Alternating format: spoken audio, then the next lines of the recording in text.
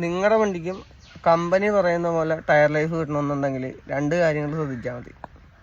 ഞാൻ പറഞ്ഞുതരാം.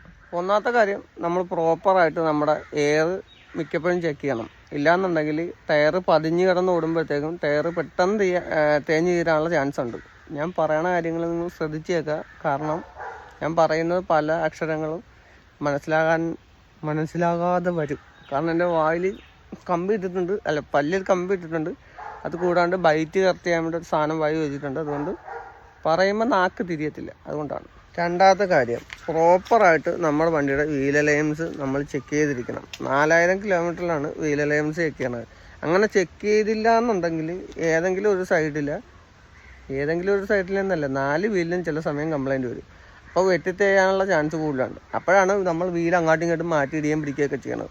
അതിൻ്റെ ഒന്നും ആവശ്യം വരികയില്ല. പ്രോപ്പറായിട്ട് ചെക്ക് ചെയ്താൽ പ്രോപ്പറായിട്ട് നമുക്ക് ആ പറയണ കിലോമീറ്റർ വണ്ടി ആ ടയർ കിടന്ന് ഓടുകയും ചെയ്യും. പിന്നെ വേറൊരു കാര്യം, ഇപ്പം ഈ പറഞ്ഞ കാര്യങ്ങളെല്ലാം പ്രോപ്പറായിട്ട് നടക്കണമെന്നൊന്നുമില്ല. റബ്ബറാണ്, ഭയങ്കര ചൂടും. എന്തെങ്കിലും സംഭവിച്ചാൽ പറഞ്ഞിട്ട് കാര്യമൊന്നുമില്ല. പിന്നെ എന്തായാലും ഇതൊക്കെ പറഞ്ഞതെന്ന് എനിക്കൊന്ന് ഫോളോ ചെയ്തേക്ക്.